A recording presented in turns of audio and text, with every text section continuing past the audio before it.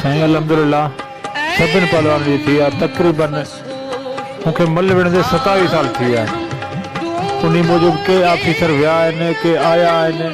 तक़रीबन जेको हींअर साईं आयो आहे इम्तियाज़ अली शाह साहिबु उन जा असां तमामु थोराइता आहियूं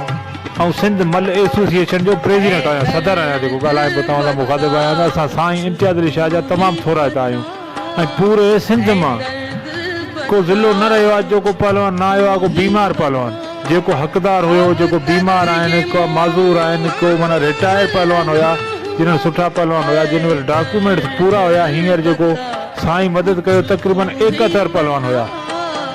71 पहलवान उन्हनि में तमामु काफ़ी पहलवान जी मदद कई कंहिंखे 3 लख 2 लख कंहिंखे लख पर माना सभिनि पहलवान जी मदद कई आहे। उहे वीचारा साईं खे दुआऊं कंदा रहिया ऐं के अहिड़ा माज़ूर हुया बीमार कंहिंजूं टंगूं कटियूं हुयूं के बीमार हुया कंहिंजा के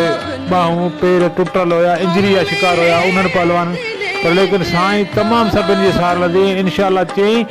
त अॻिते बि इहो ई कमु जारी रहंदो ऐं इंशाअल्लाह 3 महीननि में जेके पहलवान न पहुची सघिया उहो असांजे ज़िम्मे आहिनि त असांखे उन्हनि खे ॿुधाइणो आहे। इंशाअल्लाह उहे पहलवान बि साईं जो ॿिए दफ़े दरख़्वास्त ॾियनि पंहिंजा डॉक्यूमेंट पूरा हुजनि त इंशाअल्लाह उन्हनि जी बि असां काफ़ी मदद कंदासीं। अच्छा हिन खां अॻे कॾहिं बि भला फंड त मलनि जे लाइ टोटल रांदीगरनि जे लाइ फंड हमेशह ईंदो रहियो आहे उन मां तव्हांखे को फ़ाइदो पहुतो आहे? साईं कई फंड आया बि हूंदा पर तक़रीबन असांखे अहिड़ो ख़ासि मदद असांजी कंहिं न कई आहे। अहिड़ा सेक्रेटरी डिपार्टमेंट जा ॿिया बि आया सिंध स्पोर्ट बोर्ड जा सेक्रेटरी ॿिया बि खोड़ हुआ पर असांजी मदद जेका थी पहलवान जी जेका सार लधी उहा साईं इम्तियाज़ अली शाह सेक्रेटरी साहिबु उन